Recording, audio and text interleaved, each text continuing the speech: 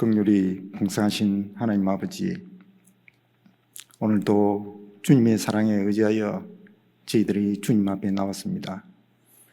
태양과 달을 멈추기까지 모든 피조세계가 예외 없이 창조주 하나님의 주권적인 통치에 순종하며 또한 자연 질서를 초월하는 기적으로 이스라엘 백성을 구원하고 지켜주시는 것처럼 늘 우리를 이끌어 가시는 그 전능하신 하나님께 찬양과 경배를 드립니다. 이것은 하나님의 전능하심과 그의 약속하신 그 언약을 성취하시는 하나님의 그 신실하신 하나님이심을 증명하고 계십니다. 우리가 말씀을 통해 신실하신 언약과 전능하심을 신뢰하며 기도로 통해 하나님과 동행하면 이스라엘 백성을 이끄시는 그 전능함으로 우리 삶에도 직접 개입하셔서 우리를 위해 직접 싸워주시고 승리와 구원의 하나님을 경험하게 될 것입니다. 하나님은 만물의 창조주이시며 우리 삶의 모든 영역에서 하나님이 주인이시고 왕이신 주님의 뜻에 따라 모든 것이 이루어짐을 바라보고 주님의 주권을 인정하고 순종하는 삶을 살도록 은혜를 베풀어 주옵소서. 오직 존귀와 영광이 주께만 돌아가게 하여 주옵소서. 만물이 그 안에 함께 섰으며 모든 피조세계가 그리스도 없이는 어떤 것도 움직일 수 없으며 그리스도 안에서 새로워지고 그 새로움은 그리스도를 위한 것임을 고백하는 하나님의 절대 주권과 예수 그리스도의 통치를 믿는 주권 신앙으로 주님 살아가게 하여 주옵소서. 매일매일 말씀이 약속하는 그 기쁨의 소망이 매일 말씀을 묵상하는 가운데 선명해지는 은혜가 충만하기를 원합니다. 내 발의 등이요 내 길의 빛이신 주의 말씀의 인도를 이 시간 구합니다. 거룩하신 예수님의 이름으로 기도드립니다. 아멘.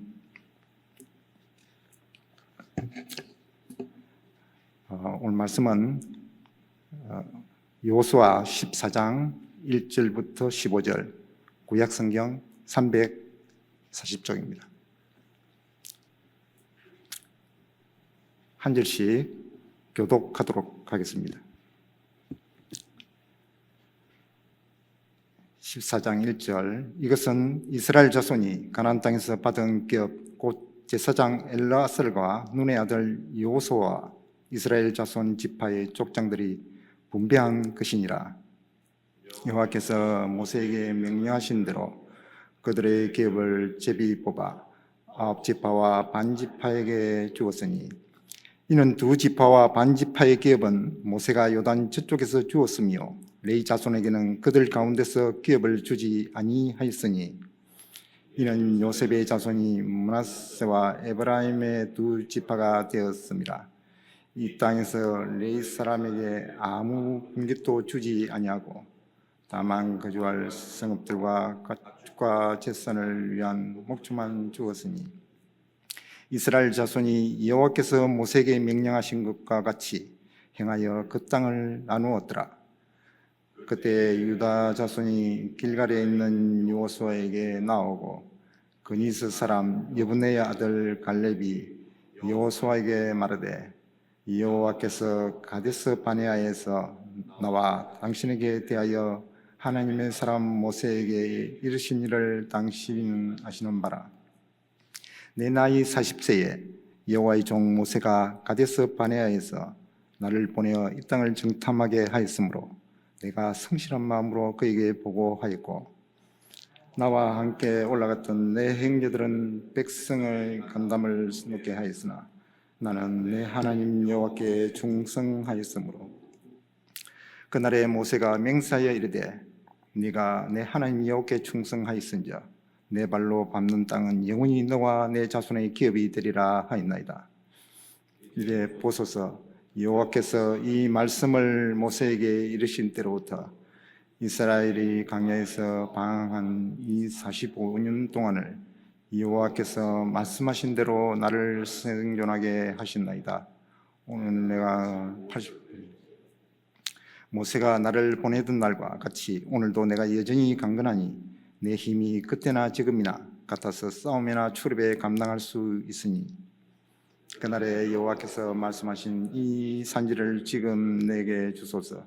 당신도 그날에 들으셨거니와 그곳에는 아낙 사람이 있고 그 성읍들이 크고 견고할지라도 여호와께서 나와 함께 하시면 내가 여호와께서 말씀하신 대로 그들을 쫓아내리다 하니 여호수아가 여분의 아들 갈렙을 위하여 축복하고 헤브론을 그에게 주어 기업을 삼게 하매 헤브론이 그니스 사람 여분의 아들 갈렙의 기업이 되어 오늘까지 이르렀으니 이는 그가 이스라엘 하나님 여호와께 충성하였네. 다 같이 하겠습니다. 헤브론의 이름은 가르냐 아르바는 아낙 사람 가운데서 가장 큰 사람이었더라. 그리고 그 땅에 전쟁이 그쳤더라. 아멘. 자, 오늘 이 본문 여호수아 24장은 드디어 이제 가나안 땅에서 새로운 통치가 시작되는 아주 중요한 현장입니다. 전쟁은 이제 어느 정도 거쳐졌고 백성들에게 이제 거주할 땅이 분배가 되기 시작합니다. 그런데 이 이제 어떤 방식으로 이 땅을 분배하느냐 하면은 아주 독특하게 제비뽑기라는 방식으로 그 땅이 분배가 되기 시작합니다. 1절을 한번 보시겠습니다. 이것은 이스라엘 자손이 가나안 땅에서 받은 기업 곧 제사장 엘르아살과 눈의 아들 여호수아와 이스라엘 자손 지파의 족장들이 분배한 것이니라. 이 제비뽑기로 방식이라는 이걸 취할 수밖에 없는 것은 이 땅은 이스라엘 백성이 스스로 쟁취한 땅이 아니라는 것입니다. 그래서 이것은 하나님이 주신 땅이라는 것을 가장 외적으로 표현하는 것이 이 제비뽑기 방식입니다. 그래서 1절에 아주 중요한 단어가 나오는데 그게 받은 기업이라는 것입니다. 보시면은 받은 기업, 이스라엘 입장에서 보면은 이 땅은 쟁취한 기업이 아니겠습니까? 우리가 열심히 싸웠고 피 흘려 싸웠지 않습니까? 그러면 우리가 얻은 기업이고 또한 쟁취한 기업이고 빼앗은 기업이라고 해야 맞는데 오늘 본문은 받은 기업이라고 말씀하고 있습니다. 항상 그 이스라엘 역사에서 주체는 하나님이신 것입니다. 여호수아의 주제도 하나님이 다 해 주십니다. 그래서 우리의 신앙 행위의 주도 하나님이십니다. 그동안 우리가 이제 묵상하면서 전투에서 승리의 그 보장의 말씀으로 여호와께서 이스라엘의 손에 넘겨주신지라, 이스라엘 손에 붙이신지라, 하나님이 그 땅을 정복했고 결국 하나님이 그 땅을 빼앗아 그들에게 주셨다고 하는 것을 이렇게 말씀으로 표현하고 있는 것입니다. 전쟁에서 승리하고 땅을 분배하는 가는 과정에 있어서 항상 우리 마음속에 꿈틀거리는 뭐가 있다면 그거는 이해타산입니다. 나의 지분, 공로, 업적, 무엇을 했다고 하는 내가 이룬 것에 대한 뭔가 요구사항들이 있을 수밖에 없습니다. 그런데 중요한 것은 그 땅은 이스라엘 백성들이 노력해서 얻은 것이 아니라고 하는 것입니다. 하나님의 언약 가운데 하나님이 그들에게 주셨다는 것입니다. 그래서 어제 13장에서 분배를 말씀하시면서 아주 중요한 포인트를 6절에서 말씀하고 있습니다. 13장 6절 보시면은 또 레바논에서부터 미스르봇 마임까지 산지의 모든 주민 곧 모든 시돈 사람의 땅이라 내가 그들을 이스라엘 자손 앞에서 쫓아내리니 너는 내가 명령한 대로 그 땅을 이스라엘에게 분배하여 기업이 되게 하되 이렇게 말씀을 하십니다. 사람이 작전을 잘 세워서 열심히 싸워서 칼날을 잘 갈아서 싸운 게 아니라 하나님이 쫓아내고 다 해주신 것입니다. 그러나 중요한 것이 무엇입니까? 너는 내가 명한 대로 분배하라. 이게 중요한 것입니다.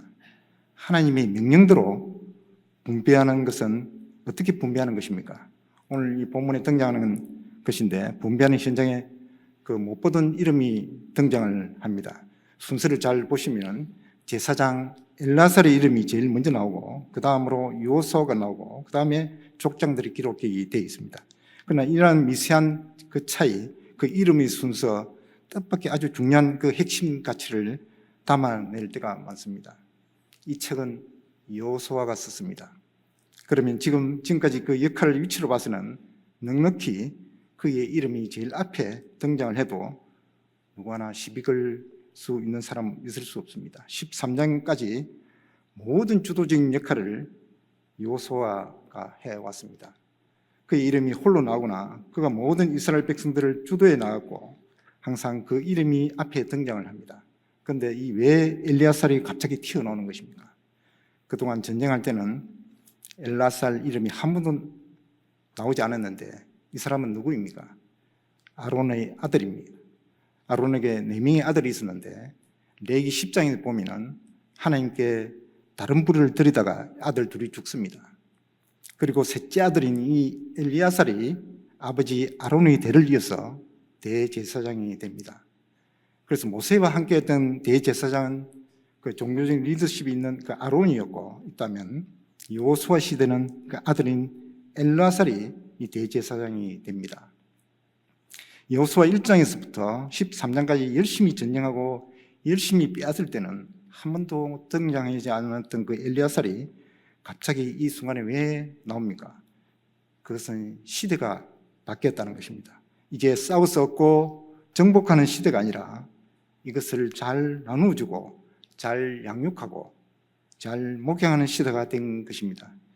목양하는 시대가 왔기 때문에 목양의 주체인 엘리야살이 제일 선두에 등장하는 것입니다. 여호수아는 이제 이 땅을 분배하는 일은 더 이상 자기 일이 아니고 그건 내가 결정할 수 있는 문제가 아니라는 것입니다. 이제 그 일의 주관자인 제사장 엘리야살이 먼저 나오고 그 다음에 자기 이름을 적은 것입니다. 이것이 하나님이 알려주신 그 방법대로 이 땅을 분배하기 위한 여호수아의 그 피난 노력입니다. 13장부터 정복의 시대가 아니라 분배의 시대라고 했습니다. 땅을 이제 싸워서 빼앗은 그 땅을 나누는 것입니다. 이 나눠낸 이 부분에 있어서 모든 분열은 여기서 일어납니다. 모든 분쟁과 모든 다툼과 모든 시기와 질투 내분이 여기서 일어납니다. 모든 전쟁의 역사는 외부의 전쟁은 열심히 싸워서 하나가 되어서 다 이기지만 그런데 문제는 이긴 다음이 문제인 것입니다. 농공행상 누가 잘했냐? 과연 누가 어떤 땅을 차지할 것인가? 여기서부터 분열이 일어나기 때문입니다. 훨씬 더 중요한 문제인 것입니다. 그래서 하나님은 이 100세된 여호수아에게 이제는 나가 싸울 것이 아니라 이제는 분배의 시대로 잘 나누어주는 것이 더 중요하다 하신 것입니다. 그러면은 이 엘리야살과 여호수아의 여러 지파 족장들이 분배한 이 방법을 여호수아가 스스로 고안을 해낸 것입니까? 그게 아니라 민수기 34장에 보면 이미 이 가나안 땅에 들어오기 전 강야에서 하나님께서 모세를 통해서 말씀하신 바가 있습니다. 민수기 34장 16절 18절에 보면 여호와께서 또 모세에게 말씀하여 이르시되 너에게 땅을 기업으로 나눌 자의 이름은 이러하니 제사장 엘라살과 눈의 아들 여호수아라. 너희는 또 기업의 땅을 나누기 위하여 각 지파의 한 지휘관씩 택하라. 기업으로 나눌 자로 여호수아 우리 14장 1절 읽은 그 순서와 지금 이 순서가 분배되고 있는 이 순서가 똑같습니다. 이 약속이 그 민수기의 그 강야 시대 그 민수기 때 언급했던 하나님의 말씀이 이 여호수아 시대에 와서 약속이 성취되고 있는 것을 보여주고 있는 것입니다. 그러니까 이게 왜 중요하냐? 여호수아는 지금 자신의 지혜나 그 자신을 판단을 통해서 이렇게 분배를 하고 있는 것이 아니라는 것입니다. 그 옛날 강야, 그 먼지나는 아무것도 안 보이는 아무것도 없는 그곳에서 하나님이 주셨던 말씀을 기억한 것이고 그 말씀을 품고 언약의 말씀이 그 여호수아를 붙들고 여기까지 달려온 것입니다. 우리가 하나님 약속을 우리가 붙들면은 힘 빠지고 의욕 떨어지면 놓칠 수밖에 없습니다. 그래서 하나님이 언약의 말씀이 우리를 붙들고 살아갈 때 하나님 반드시 그 약속을 이루신다는 것입니다. 말씀을 왜 듣고 탐구하고 묵상하고 주석하고 말씀을 품고 삽니까? 말씀이 사건이기 때문입니다. 그 말씀은 희망사항이고 이랬으면 좋겠다고 아니라 그 말씀은 실제이고 하나님이 그렇게 되게 만드시는 것입니다. 그 광야에서 아무것도 없던 그 허공에서 주신 그 말씀을 여호수아는 사건으로 인식한 것입니다.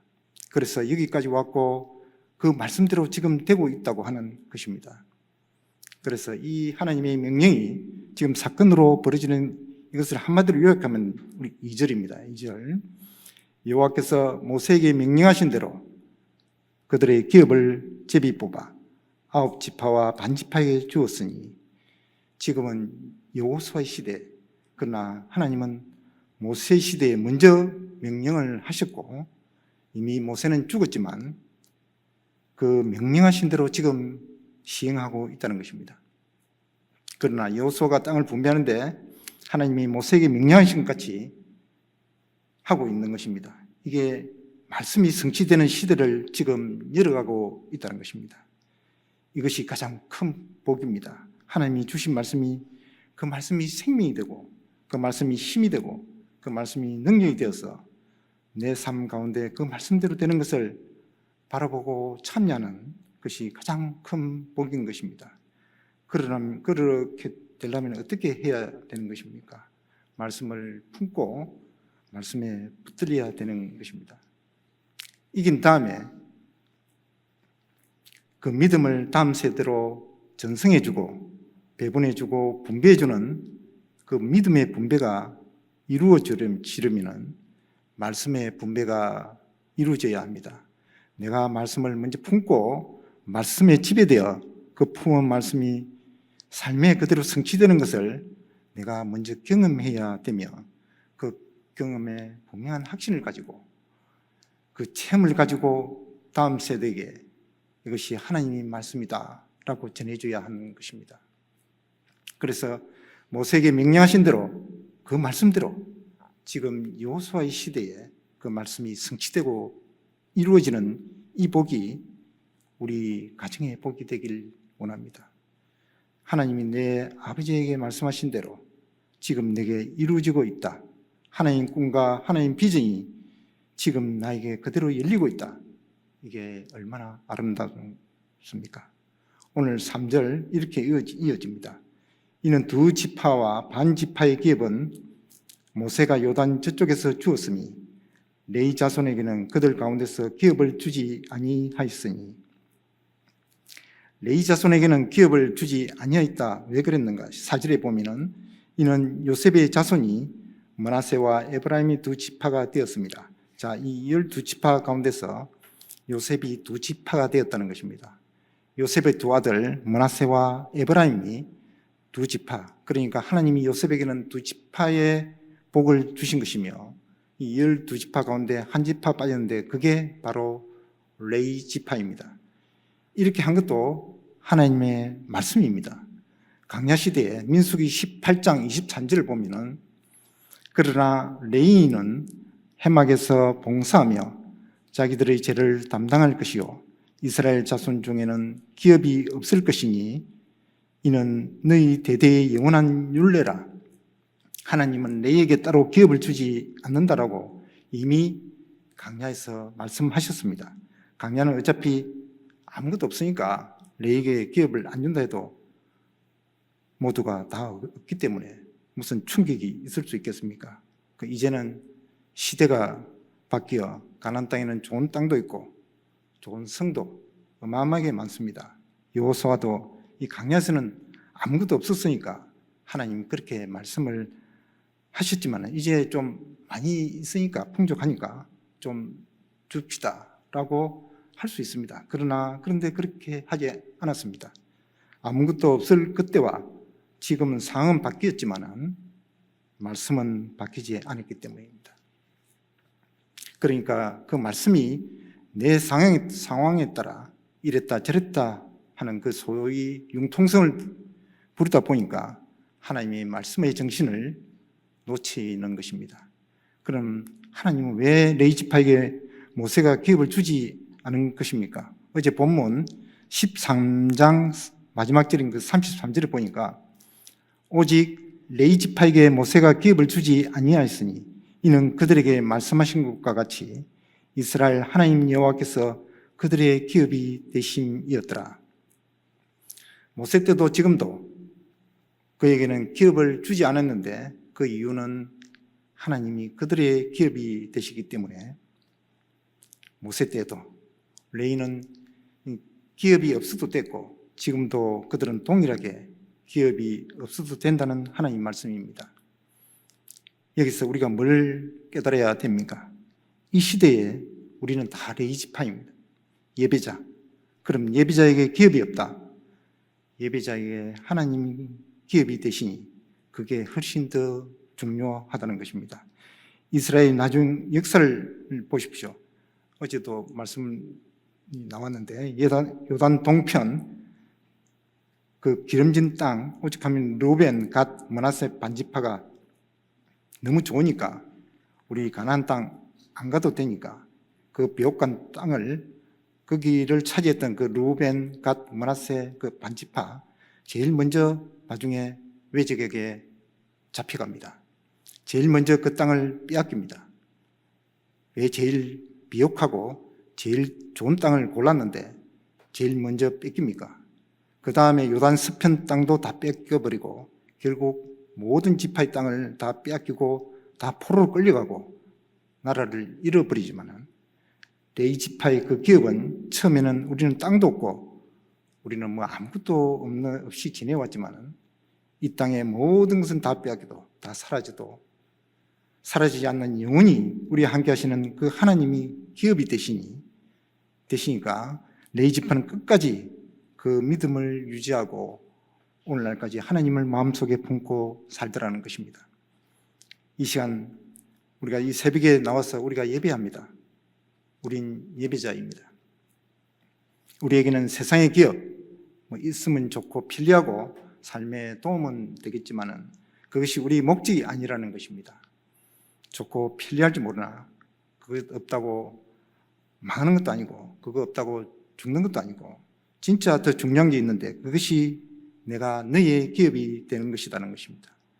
내가 너의 기업이 되면 절대 그 기업은 빼앗기지 않고 도둑맞지 않고 사라지지 않고 절대로 그 기업은 불리먹지 않고 영원히 너의 기업이 될 것이라는 것입니다. 그 기업을 하나님이 우리에게 허락하고 계신 것입니다. 그런데 이것조차도 여호수아의 제의도 아니었고 레위의 결단도 아니었습니다. 오늘 5절 말씀 보니까 이스라엘 자손이 여호와께서 모세에게 명령하신 것과 같이 행하여 그 땅을 나누었더라. 이스라엘 자손은 여호와께서 이미 이전 세대 그 광야에서 가나안 땅에 들어오기 전에 모세에게 명령하신 것 같이 행하여 그 땅을 나누었다는 것입니다. 그 말씀대로 행하여 그 말씀이 성취되고 그 말씀대로 눈앞에 펼쳐지는 것을 그들이 보았다. 이것이 땅 분배하는 가장 중요한 원칙인 것입니다. 우리 인간의 뜻도 우리 계획도 아닙니다. 우리 민주주의적 다수결로 동의하고 제청하는 것도 아니라 하나님께서 이미 명령하신 것을 따라 순종하고 그 말씀대로 살았더니 그 말씀대로 행했던 것이 가장 중요한 하나님을 기업으로 얻었다는 것입니다. 하나님은 하나님의 일을 그분이 해 나가십니다. 이제 그 근거를 오늘 갈렙이 분명하게 드러내 주는데 6절입니다. 그때 유다 자손이 길갈에 있는 여호수아에게 나오고 그니스 사람 여분의 아들 갈렙이 여호수아에게 말하여 여호와께서 가데스 바네아에서 나와 당신에게 대하여 하나님의 사람 모세에게 이르신 일을 당신이 아시는 바라. 자, 여기 6절부터 11절까지 이 말씀은 12절에 산지를 달라고 갈렙이 여호수아에게 요청을 하는 내용을 그 정당성 그것을 지난날 해고해 가면서 여호수아에게 요청하는 내용입니다. 7절 보시면은 내 나이 40세의 여호와의 종 모세가 가데스 바네에서 나를 보내어 이 땅을 정탐하게 하였으므로 내가 성실한 마음으로 그게 보고하였고, 정탐을 가지 않습니까? 그때 이제 성실하게 보고를 한 것이 갈렙과 여호수아이지. 8절 나와 함께 올라갔던 내 형제들은 백성의 간담을 높게 하였으나 나는 내 하나님 여호와께 충성하였으므로. 9절 그날에 모세가 맹세하여 이르되 네가 내 하나님 여호와께 충성하였은즉 내 발로 밟는 땅은 영원히 너와 내 자손의 기업이 되리라 하였나이다. 이게 10절 이제 보소서 여호와께서 이 말씀을 모세에게 이르신 때로부터 이스라엘의 광야에서 방황한 이 45년 동안을 여호와께서 말씀하신 대로 나를 생존케 하셨나이다. 오늘 내가 85세로 돼 지금 갈렙이 85세라는 것입니다. 11절 모세가 나를 보내던 날과 같이 오늘도 내가 여전히 강건하니 내 힘이 그때나 지금이나 같아서 싸움에나 출입을 감당할 수 있으니. 12절 아주 중요한 구절이 나옵니다. 그날에 여호와께서 말씀하신 이 산지를 지금 내게 주소서. 당신도 그날에 들으셨거니와 그곳에는 아낙 사람이 있고 그 성읍들은 크고 견고할지라도 여호와께서 나와 함께 하시면 내가 여호와께서 말씀하신 대로 그들을 쫓아내리다 하니. 자, 우리가 이 본문을 오해를 하면 인본주의적으로 해석할 수가 있습니다. 우리도 이 갈렙을 본받아야 된다. 갈렙 나이가 지금 85세다. 그런데도 기세가 푸르러 그 하나님께 소망을 잃지 않고 긍정의 믿음을 가지고 저 산을 달라고 하지 않느냐. 우리도 이 갈렙을 본받자. 이렇게 나가면 우리 서로 망하는 것입니다. 오늘 이 본문은 갈렙의 신앙이나 갈렙의 의지나 갈렙의 긍정적인 사고에 초점이 절대 있지 않습니다. 이게 아주 유명한 대사가 나오지 않습니까? 이 산지를 내게 주소서. 지금 갈렙이 자기 소유권을 주장하고 있다라고 하는 게 이 본문의 가장 큰 오해인 것입니다. 이 본문은 하나님께서 주시겠다고 했으니까 빨리 주세요가 아닙니다. 그러면 뭘 주장하는 것입니까? 그동안 이스라엘 백성이 가나안 정복으로 여리고성이 무너지고 아이성도 무너지고 큰 성들도 다 무너뜨리고 지금 가나안의 길목을 확보해 맞습니다. 그런데 아직도 싸움이 많이 남았고 어마어마한 백성들이 지금 우리랑 싸울 준비를 하고 있고 목숨 걸고 싸워야 되지만 그중에 제일 어려운 싸움이 바로 이 헤브론 산지, 그 위에 이 요새가 있습니다. 요새랑 싸우려면 지금 이스라엘은 그렇게 많지도 않고 싸울 수 있는 형편도 안 되고 싸움의 경험도 적고 무기도 부족한 상태에서 이길 확률은 거의 없습니다. 그런 상황에서 지금 갈렙이 이 산지를 내게 주소서라고 소유권을 달라는 말이 아니라 이 산지는 즉 헤브론에 올라가 싸울 수 있는 기회를 달라는 것입니다. 그러면 이 산지가 어떤 산지입니까? 그날에 들으셨거니와 그날이 언제입니까? 12명의 그 가나안 정탐꾼이 10명이 이야기했고 10명이 헤브론을 갔다 왔더니 거기에는 아낙 사람 그인족이 있고 그 성읍들은 크고 견고하고 우리는 메뚜기와 같고 우리는 밥이고 우리는 안 된다고 10명이 이야기했던 그 당시 그 이야기 여호수아 당신도 듣고 갈렙이 나도 들었습니다. 우리 다 들었습니다. 그러나 여호와께서 나와 함께 하시면 분명히 이 싸움은 우리가 승리할 줄 믿고 또 승리할 수 없다고 해도 이것은 어차피 저의 싸움입니다. 그날을 들으셨거니와 하나님이 그날 제게 맡겨주신 싸움입니다. 그러니까 저는 싸우겠다는 것입니다. 헤브론과 싸울 수 있는 권리를 달라는 것입니다. 도전할 수 있는 기회를 달라는 것입니다. 이게 본문의 취지이고 갈렙도 헤브론을 차지할 수 있을지 없을지 자기도 장담할 수 없지만 이 싸움을 내가 싸워야 되는 이유는 그 무엇입니까? 그날에 주께서 말씀하셨기 때문입니다. 지금 갈렙은 이 싸움이 할 만해서 또 너희는 못하지 나는 할 수 있다 이런 게 아닙니다. 이 헤브론의 도전권을 자기에게 줘야 된다고 요구하는 이유는 이 본문 말씀 하반절에 그곳에는 아낙 사람이 있고 그 성읍들은 크고 견고할지라도 이게 처한 현실입니다. 그러나 여호와께서는 나와 함께 하시면 내가 여호와께서 말씀하신 대로 그들을 쫓아내리이다 하니 여호와께서 이미 말씀하셨기 때문에 그 말씀은 말씀으로 끝나지 않고 사건으로 내게 이루어진다는 것을 그 말씀대로 될 것입니다. 그래서 저는 이것을 믿습니다. 하나님 말씀이 말씀대로 될 줄로 믿고 싸우겠다는 것입니다. 이게 여호와께서 말씀하신 대로가 여기만 나온 것이 아니라 오늘 12절 맨 앞줄에 보시면은 그날에 여호와께서 말씀하신 이 산지를 내게 주소서라고 할 때 이 산지는 그냥 산지가 아니고 여호와께서 말씀하신 산지입니다. 그날에 여호와께서 말씀하신 그날이 언제입니까? 12명의 정탐꾼이 헤브론을 갔다가 오던 날에 그날에 하나님이 말씀하신 것을 갈렙은 말씀에 붙잡힌 것입니다. 45년을 그 말씀에 붙잡힌 채 여기까지 온 것이고 그 말씀이 이루어지는 것을 보는 것이 그의 평생의 꿈이었던 것입니다. 갈렙의 소원은 헤브론을 차지하는 것이 아니라 하나님 말씀이 이루어지는 것이고 하나님 말씀이 이루어지는 것을 보는 것이었습니다. 그리고 하나님 말씀에 이루어지는 일에 내가 쓰임받을 수 있다면 나는 목숨을 걸어도 아깝지 않다는 것입니다. 왜냐하면 그 자리가 하나님의 살아계심을 보여주고 하나님의 능력과 권세를 선포하는 자리이기 때문입니다. 그러니까 이 갈렙은 두려움 없이 싸움에 나가고 있는 것입니다. 그렇다면 지금 갈렙이 붙잡고 여기까지 왔던 그 말씀은 과연 어떤 말씀입니까? 민수기 14장 21절에서 24절 PPT 한번 띄워.